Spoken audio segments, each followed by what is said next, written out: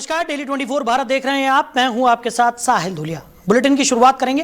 प्रधानमंत्री नरेंद्र मोदी 20 जून को पश्चिम बंगाल के हुगली जिले के तारकेश्वर पहुंचेंगे। इस दौरान वो प्रधानमंत्री किसान सम्मान निधि योजना की 23वीं किश्त जारी करेंगे, जिससे देश भर के 9.44 करोड़ से अधिक किसानों को लाभ मिलेगा। इसके साथ ही प्रधानमंत्री विकसित भारत विकसित पश्चिम बंगाल संकल्प के तहत कृषि, ग्रामीण विकास और रेलवे क्षेत्र से जुड़ी कई महत्वपूर्ण परियोजनाओं का शिलान्यास और लोकार्पण भी करेंगे।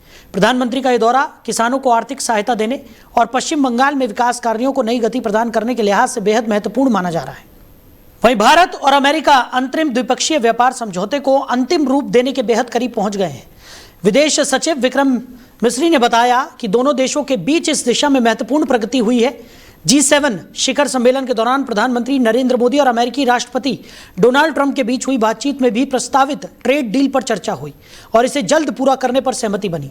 तो मिस्री के अनुसार अमेरिकी व्यापार प्रतिनिधि जेमिसन ग्रीर अगले सप्ताह भारत दौरे पर आकर वार्ता को आगे बढ़ाएंगे। वहीं ट्रंप ने पीएम मोदी को सबसे सख्त वार्ताकारों में से एक बताते हुए कहा कि दोनों देश लंबे समय से प्रतीक्षित व्यापार समझौते को अंतिम रूप देने के करीब हैं। इस बीच पीएम मोदी ने भारत यूके सीटा समझौते का भी स्वागत किया है। वहीं अयोध्या के राम मंदिर में चढ़ावा चोरी मामले पर मुख्यमंत्री योगी आदित्यनाथ का पहला बयान सामने आया। अयोध्या में एक कार्यक्रम के दौरान सीएम योगी ने कहा कि अगर किसी के पास कोई सबूत है तो वो एसआईटी को सौंपे। उन्होंने भरोसा दिलाया कि जांच में दूध का दूध और पानी का पानी हो जाएगा। सीएम ने कहा कि अपराधी कोई भी हो उसे बख्शा नहीं जाएगा। साथ ही उन्होंने लोगों से अयोध्या को बदनाम करने वाली अफवाहों से बचने की अपील भी की। योगी ने कहा कि कुछ लोग अयोध्या के विकास को रोकना चाहते हैं, लेकिन एसआईटी जांच पूरी सच्चाई सामने लाएगी। राम जन्मभूमि मंदिर को अपमानित करने वाले लोगों के बहकावे में कतई ना आए। ये लोग कभी नहीं चाहेंगे कि अयोध्या का नाम हो। ये कभी नहीं चाहेंगे कि अयोध्या सम्मान पाए, क्योंकि ये लोग स्वयं क्षमता विहीन थे, कर नहीं सकते थे। तब अयोध्या को बिजली नहीं मिलती थी, अयोध्या को इन्होंने बिजली नहीं दी, संकरी गलियों में बांध करके रख दिया था। आज दुष्प्रचार करके हमारी सप्तपुरियों में से पहली पुरी अयोध्या धाम को ये लोग अपमानित करते हैं, दुष्प्रचार करते हैं, अपमानित करते हैं। हम इनके बहकावे में कतई ना आए। इनका आचरण आपके सामने है। इन लोगों ने राम भक्तों पर गोलियां चलाई हैं, जय श्री राम बोलने पर लाठी भांजते थे, भगवान राम के अस्तित्व पर प्रश्न खड़ा करते थे और हर प्रकार की बाधाएं खड़ी करके न्यायालय में अपने अधिवक्ता खड़े करके रोड़े अटकाने का काम करते थे। ये लोग उपदेश देना बंद करें। एसआईटी गठित हुई है, दूध का दूध और पानी का पानी होगा। मेरी सभी संबंधित से यही अपील होगी, एसआईटी की रिपोर्ट आने तक कोई बयानबाजी कतई न करें, क्योंकि बीच बीच में जब बयानबाजी होती है तो वह जांच को प्रभावित करती है। और इसी पर चर्चा के लिए हमारे मैनेजिंग एडिटर रमेश ठाकुर जी हमारे साथ जुड़ गए। रमेश जी, अयोध्या का मामला लगातार गरमाया हुआ है। लगातार हम देख रहे हैं कि किस तरीके से राम मंदिर चढ़ावे को लेकर किस तरीके की प्रतिक्रियाएं राजनेताओं की सामने आ रही थी। इस बीच सीएम योगी आदित्यनाथ का भी पहला बयान, पहली प्रतिक्रिया सामने आ गई है। उन्होंने साफ तौर पर मंच से यह ऐलान किया कि अयोध्या को बदनाम करने वालों से सावधान हो जाइए और एसआईटी दूध का दूध और पानी का पानी करेगी। कैसे देख रहे हैं इस बयान को? ये मुद्दा बहुत बड़ा हो गया है, सरकार के हाथ से निकल गया है। पहले प्रतिक्रिया अखिलेश यादव की आती है, उसके बाद में सोशल मीडिया पे जिस तरीके से बाढ़ आ गई है, तो इनको ये पूरा एपिसोड मैनेज करने में पसीने छूट रहे हैं। और यही कारण है कि सीएम योगी को खुद ऑन स्पॉट और घटना मौके स्थल पे जाना पड़ रहा है। वो सीसीटीवी कैमरे भी देखेंगे, ऑपरेट कौन कर रहा है, कौन सी कंपनी कर रही है, वो भी देखेंगे। इवन जो सूत्रों से जो हमें पता चल रहा है, वो चपरासी से लेके ट्रस्टी से लेके मेन व्यवस्थापक जो हैं, वो किसी से बात मतलब छोड़ेंगे नहीं, सबसे ही बात करेंगे। एसआईटी जरूर बैठी है, लेकिन वो अपने स्तर से भी इस पूरी चीजों को जांचना भापना चाह रहे हैं कि आखिर हुआ तो हुआ क्या। अब इसमें 2-3 चीजें हैं। जो पहली तो ये है, उसको सही से हम लोगों को एनालिसिस करना पड़ेगा और समझना पड़ेगा, क्योंकि जो नियुक्तियां जो हुई हैं यहाँ पे साहिल जी, अगर आप देखो तो नृपेंद्र मिश्रा, चंपत राय, टिंकू और इस तरीके के 4-5 जो नाम हैं, वो सारा चढ़ावा उन्हीं के इर्द गिर्द, उन्हीं के निगरानी में, उन्हीं की मॉनिटरिंग में सब कुछ रहता था। तो जाहिर सी बात है, जिनकी निगरानी में, जिनकी मॉनिटरिंग में सब चीजें थी, तो चोरी कैसे हो गई? क्या आपको नहीं पता है? आपने ही तो तय करा होगा कि भाई जब पैसे चढ़ावा का आता है, एक स्टेज बिछाई जाती है जो उसकी सिल्वर की बनी हुई है, उसके ऊपर पैसे होते हैं, और दूसरी सिल्वर की होती है, उसके ऊपर सोने चांदी की चढ़ावा। अलग अलग कैटेगरी में बांटा हुआ है। सोने तोलने वाले अलग हैं, चांदी तोलने वाले अलग हैं, सिक्के गिनने वाले अलग हैं और पैसे गिनने वाले अलग हैं। तो चारों डिपार्टमेंट में किसको नियुक्ति करी है और कैसे गए, कहाँ गया पैसा, ये तो जाहिर सी बात है चंपत राय ही बताएंगे। लेकिन मुझे जहां तक लगता है कि जो सोसाइटी जो कर रही है, सिर्फ और सिर्फ खाना पूर्ति कर रही है। एंड में ये खबर ही आ जाएगी कि चोरी हुई ही नहीं है। लेकिन बहुत बड़ा देशव्यापी ये मुझे लग रहा है एक मुद्दा बन चुका गया है। एक ऐसा मुद्दा जो मुझे लग रहा है बीजेपी के दामन से छूटने वाला नहीं है। और सबसे दूसरा पहलू ये है कि इसमें केंद्र सरकार और स्टेट सरकार के बीच में बड़ा कॉन्फ्लिक्ट पैदा हो गया है। अब सरकार ये कह रही है हमारा तो इसमें कुछ था ही नहीं, जो भी लगाम थी आपके हाथ में थी, आपके लोग यहाँ पे थे, उसके बाद में आपको जिम्मेदारी लेनी पड़ेगी। तो ये चीजें मुझे लगता है जो अंदरूनी सरकार की वो बाहर निकल के नहीं आ रही हैं। लेकिन ये बात भी जरूर कल से निकल के आ रही है, जब से मामला घटा है उसके बाद से 80% राम मंदिर में चढ़ावे में जो पैसा इकट्ठा होता उसमें कमी आ गई है। लेकिन यहाँ पर दूसरी तरफ जिस तरीके से आलोचना हो रही थी सरकार की, और लगातार राम मंदिर के चढ़ावे को लेकर ये कहा जा रहा था कि करोड़ों रुपए का जो चंदा आया है उसका क्या हेर फेर हुआ है और पारदर्शिता के लिए जनता के समक्ष रखना चाहिए, क्योंकि जनता की गाड़ी कमाई से ही इस मंदिर का निर्माण हुआ है।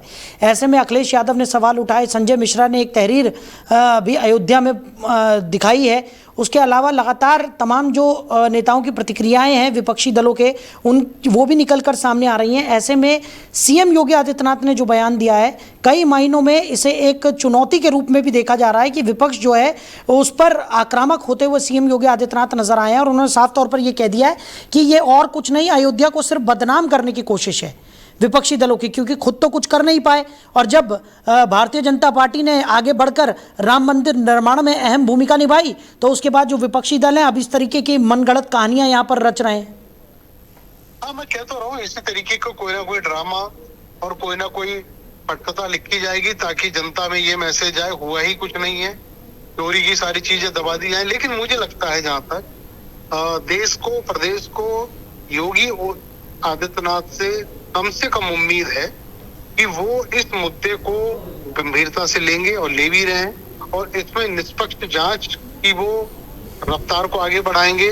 और उनसे उम्मीद की जा सकती है कि ये मामला जो है उजागर होएगा और इससे जुड़े हुए जितने भी पात्र हैं, जितने भी चरित्र हैं, वो सारे के सारे बेनकाब होंगे। ना सिर्फ बेनकाब होंगे, मुझे लग रहा कानूनी जद में लाके उनके ऊपर कठोर से कठोर कार्रवाई की जाएगी, और होना भी चाहिए।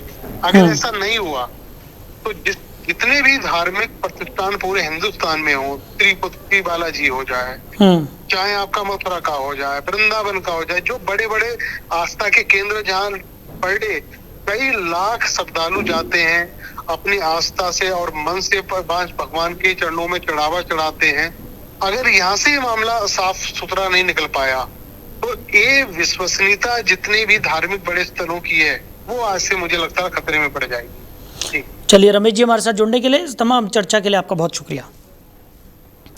तो राम मंदिर चढ़ावा मामले में योगी आदित्यनाथ की पहली प्रतिक्रिया निकलकर सामने आई है। अयोध्या को बदनाम करने वालों से सावधान रहने के लिए सीएम योगी आदित्यनाथ ने अपने संबोधन में कहा। उन्होंने कहा कि दूध का दूध और पानी का पानी हो जाएगा, एसआईटी लगातार जांच पड़ताल कर रही है। वहीं आज सीएम योगी आदित्यनाथ अयोध्या के दौरे पर हैं और ऐसे में उनके इस दौरे को बेहद महत्वपूर्ण माना जा रहा है, क्योंकि राम मंदिर का मुद्दा लगातार गरमाया हुआ है और एसआईटी की जांच पड़ताल को लेकर भी सीएम योगी आदित्यनाथ अधिकारियों से बातचीत कर सकते हैं, ऐसे कयास लगाए जा रहे हैं। वहीं लोकसभा में विपक्ष के नेता और कांग्रेस सांसद राहुल गांधी के 56वें जन्मदिन पर प्रधानमंत्री नरेंद्र मोदी ने उन्हें शुभकामनाएं दी हैं। प्रधानमंत्री मोदी ने सोशल मीडिया पर संदेश जारी करते हुए राहुल गांधी के अच्छे स्वास्थ्य और दीर्घायु जीवन की कामना की। वहीं कांग्रेस पार्टी ने भी राहुल गांधी को जन्मदिन की बधाई देते हुए उनके नेतृत्व और सामाजिक मुद्दों पर मुखर भूमिका की सराहना की। पार्टी ने कहा कि राहुल गांधी अन्याय, असमानता और सत्ता के दुरुपयोग के खिलाफ लगातार आवाज उठाते रहे हैं। उनके जन्मदिन पर देश भर से नेताओं, समर्थकों और पार्टी कार्यकर्ताओं की ओर से शुभकामनाएं दी जा रही हैं। वहीं चंडीगढ़ में आम आदमी पार्टी के नेताओं और कार्यकर्ताओं ने भाजपा के प्रदेश अध्यक्ष जतिंदर पाल मल्होत्रा के खिलाफ विरोध प्रदर्शन किया। प्रदर्शनकारियों ने भाजपा नेतृत्व के खिलाफ नारेबाजी करते हुए विभिन्न मुद्दों को लेकर अपनी नाराजगी जाहिर की। इस दौरान बड़ी संख्या में आम आदमी पार्टी समर्थक मौजूद रहे। प्रदर्शन को देखते हुए मौके पर पुलिस बल भी तैनात रहा और स्थिति पर नजर रखी गई। फिलहाल विरोध प्रदर्शन को लेकर दोनों दलों के बीच राजनीतिक बयानबाजी तेज हो गई है। वहीं पश्चिम बंगाल के आसनसोल दुर्गापुर पुलिस कमिश्नरेट की स्पेशल ब्रांच में तैनात पुलिस अधिकारी मनोरंजन मंडल को कथित कोयला तस्करी और मनी लॉन्ड्रिंग मामले में गिरफ्तार किया गया है। जांच एजेंसियां लंबे समय से उनके अवैध कोयला और बालू सिंडिकेट से कथित संबंधों की जांच कर रही थी। इससे पहले प्रवर्तन निदेशालय यानी कि ईडी ने उनके आवास समेत कई ठिकानों पर छापेमारी की थी, जहां वित्तीय लेन देन से जुड़े अहम सुराग मिलने का दावा किया गया। बताया जा रहा है कि कई बार नोटिस भेजने के बावजूद मंडल जांच में शामिल नहीं हुए। और आपको बता दें कि फिलहाल एजेंसियां उनके बैंक खातों, कॉल डिटेल और संपत्तियों की जांच कर रही है। मामले में आगे और बड़े खुलासों की संभावना जताई जा रही है। वहीं उत्तर प्रदेश के मुख्यमंत्री योगी आदित्यनाथ अयोध्या पहुंच गए हैं, जहां वो राम मंदिर के चढ़ावे में कथित हेराफेरी और चोरी के आरोपों के बीच श्रीराम जन्मभूमि तीर्थ क्षेत्र ट्रस्ट के अधिकारियों के साथ महत्वपूर्ण बैठक भी करेंगे। इस बैठक को बेहद अहम माना जा रहा है क्योंकि हाल के दिनों में मंदिर प्रबंधन को लेकर कई सवाल उठे हैं। जानकारी के अनुसार ट्रस्ट के महासचिव चंपत राय इस बैठक में शामिल नहीं होंगे। जिला प्रशासन के प्रोटोकॉल निर्देशों के तहत उनकी जगह एक प्रतिनिधि बैठक में मौजूद रहेगा। माना जा रहा है कि बैठक में मंदिर प्रशासन, सुरक्षा व्यवस्था और आरोपों से जुड़े मुद्दों पर चर्चा हो सकती है। वहीं केरल सरकार ने राज्य में 50,000 करोड़ रुपए की लागत से मिनरल कॉरिडोर विकसित करने की घोषणा की है। मुख्यमंत्री वीडी सतीशन के अनुसार इस महत्वाकांक्षी परियोजना का उद्देश्य दुर्लभ खनिजों यानी कि रेयर अर्थ मिनरल्स के खनन, प्रसंस्करण और विनिर्माण को एकीकृत करना है। ये कॉरिडोर केरल के तटीय क्षेत्रों में विकसित किया जाएगा, जहां रेयर अर्थ मिनरल्स के बड़े भंडार मौजूद हैं। परियोजना के तहत विजिंजम इंटरनेशनल पोर्ट, चावरा, कोल्लम और कोची के विभिन्न क्षेत्रों को आपस में जोड़ा जाएगा। केंद्र और राज्य सरकार की संयुक्त स्वीकृति प्राप्त इस परियोजना से खनिज आधारित उद्योगों को बढ़ावा मिलने के साथ रोजगार के नए अवसर भी पैदा होने की उम्मीद है। वहीं ग्रेटर नोएडा के ईस्टर्न पेरिफेरल हाईवे पर ओवरलोड डंपर से सड़क पर पत्थर गिरने की घटना को लेकर समाजवादी पार्टी अध्यक्ष अखिलेश यादव ने यूपी सरकार और पुलिस पर तंज कसा है। दरअसल आरटीओ की कार्रवाई से बचने के लिए डंपर चालक ने कथित तौर पर वाहन को तेज गति से भगाया, जिससे सड़क पर बड़े बड़े पत्थर फैल गए। इसके बाद पुलिसकर्मियों को हाईवे से पत्थर हटाने पड़े। इस दौरान का वीडियो सोशल मीडिया पर वायरल हो गया। वीडियो साझा करते हुए अखिलेश यादव ने लिखा, यूपी पुलिस बेचारी क्या क्या करे, भाजपा सरकार के लिए अवैध वसूली करे या अवैध माल लदे, ट्रक का पीछा करे या सड़क साफ करे। मामले को लेकर सियासी बयानबाजी भी तेज हो गई है। वहीं उत्तर प्रदेश के मुख्यमंत्री योगी आदित्यनाथ अयोध्या दौरे पर रहे और रुदौली में जनसभा को संबोधित करने के बाद मुख्यमंत्री दोपहर करीब 3:30 बजे के आसपास ऋषभ देव दिगंबर जैन मंदिर में आयोजित पंच कल्याणक प्रतिष्ठा महोत्सव में शामिल होंगे। जैन धर्म के इस महत्वपूर्ण आयोजन में देश भर से श्रद्धालु और संत मौजूद रहेंगे। इसके बाद शाम करीब 4:20 पर मुख्यमंत्री महंत नृत्य गोपाल दास के जन्मोत्सव समारोह में शामिल होंगे। इस कार्यक्रम में संत महंतों के साथ कई गणमान्य लोग भी मौजूद रहेंगे। मुख्यमंत्री का ये दौरा धार्मिक और सामाजिक दृष्टि से बेहद अहम माना जा रहा है। वहीं अमेरिका के न्यूयॉर्क सिटी टाइम्स स्क्वायर में गुरुवार दोपहर गोलीबारी की घटना से अफरा तफरी मच गई। तो पुलिस के मुताबिक फायरिंग की सूचना मिलते ही कार्रवाई करते हुए संदिग्ध को हिरासत में ले लिया गया। घटना में एक व्यक्ति घायल हुआ, जिसे अस्पताल पहुंचाया गया है। ये गोलीबारी उस समय हुई जब NBA चैंपियनशिप जीत का जश्न मनाने के लिए बड़ी संख्या में लोग सड़कों पर मौजूद थे। सोशल मीडिया पर वायरल वीडियो में गोलियों की आवाज़ सुनते ही लोगों को जान बचाने के लिए भागते हुए देखा जा सकता है। न्यूयॉर्क पुलिस के अनुसार इलाके में भारी भीड़ थी और सुरक्षा के लिए हजारों पुलिसकर्मी तैनात थे। मामले की जाँच लगातार जारी है। वहीं अमेरिकी राष्ट्रपति डोनाल्ड ट्रंप ने ईरान के साथ हुए नए शांति समझौते को तेहरान का बिना शर्त सरेंडर बताया है। G7 समिट के दौरान दोनों देशों के बीच 14 सूत्रीय समझौता यानी MOU पर सहमति बनी, जिसे ट्रंप प्रशासन अपनी बड़ी कूटनीतिक जीत के रूप में पेश कर रहा है। समझौते के तहत अगले 60 दिनों तक ईरान के परमाणु कार्यक्रम को लेकर विस्तृत बातचीत होगी। इसके अलावा अमेरिका ने होर्मुज जलडमरू मध्य से नौसैनिक नाकाबंदी हटाने, ईरान की फ्रीज की गई संपत्तियों तक पहुंच बहाल करने और $300 अरब के पुनर्गठन पैकेज का प्रस्ताव भी रखा है। ट्रंप का दावा है कि समझौते से क्षेत्र में स्थिरता बढ़ेगी, जबकि विश्लेषक इसे दोनों देशों के लिए रणनीतिक समझौता मान रहे हैं। वहीं ब्रिटेन की राजनीति में एक बड़ा घटनाक्रम सामने आया है। ग्रेटर मैनचेस्टर के मेयर और लेबर पार्टी के वरिष्ठ नेता एंडी बर्नहम ने नॉर्थ वेस्ट इंग्लैंड की मेकरफील्ड सीट पर हुए महत्वपूर्ण उपचुनाव में जीत दर्ज कर ली है। इस जीत के साथ ही बर्नहम अब ब्रिटिश संसद के निचले सदन हाउस ऑफ कॉमन्स के सदस्य बन गए हैं। राजनीतिक विश्लेषकों का मानना है कि यह जीत उन्हें सीधे तौर पर प्रधानमंत्री कीर स्टारमर के प्रमुख प्रतिद्वंदी के रूप में स्थापित करती है। बर्नहम ने चुनाव में रिफॉर्म यूके पार्टी के उम्मीदवार रॉब कैनियन को हराया। माना जा रहा है कि संसद में उनकी एंट्री लेबर पार्टी के भीतर शक्ति संतुलन को प्रभावित कर सकती है और आने वाले समय में ब्रिटिश राजनीति में नए समीकरण देखने को मिल सकते हैं। तो तेलंगाना क्रिकेट एसोसिएशन यानी कि टीसीए ने प्रस्तावित T20 लीग को लेकर बड़ा कदम उठाया है। एसोसिएशन ने अभिनेता विजय देवरकोंडा, वेंकटेश दग्गुबाती और क्रिकेटर मोहम्मद सिराज अंबाती रायडू, तिलक वर्मा को कानूनी नोटिस भेजा है। टीसीए का आरोप है कि ये लीग बीसीसीआई की मंजूरी के बिना आयोजित की जा रही है। एसोसिएशन के महासचिव गुरावा रेड्डी ने कहा कि हैदराबाद क्रिकेट एसोसिएशन की प्रस्तावित T20 लीग विवादित और गैर कानूनी है। नोटिस में इन सभी हस्तियों से लीग के साथ उनके कथित जुड़ाव को लेकर स्पष्टीकरण मांगा गया है। वहीं भारतीय शेयर बाजार में आईटी सेक्टर में भारी गिरावट देखने को मिली है। ग्लोबल टेक कंपनी एसेंचर ने वित्त वर्ष 2026 के लिए अपना रेवेन्यू ग्रोथ गाइडेंस 3 से 5% से घटाकर 3 से 4% तक कर दिया है, जिससे निवेशकों की चिंताएं बढ़ गई है। इसके असर से निफ्टी आईटी इंडेक्स 1636 अंक यानी 5.57% टूटकर 26,830 पर आ गया। इन्फोसिस, टेक महिंद्रा और टाटा कंसल्टेंसी सर्विसेज के शेयरों में 7% तक गिरावट दर्ज हुई। एक्सेंचर द्वारा दूसरी बार गाइडेंस घटाने से वैश्विक टेक सेक्टर में भी नकारात्मक माहौल बन गया। तो फिलहाल इस बुलेटिन में मेरे साथ इतना ही। आप बने रहिए। नमस्कार।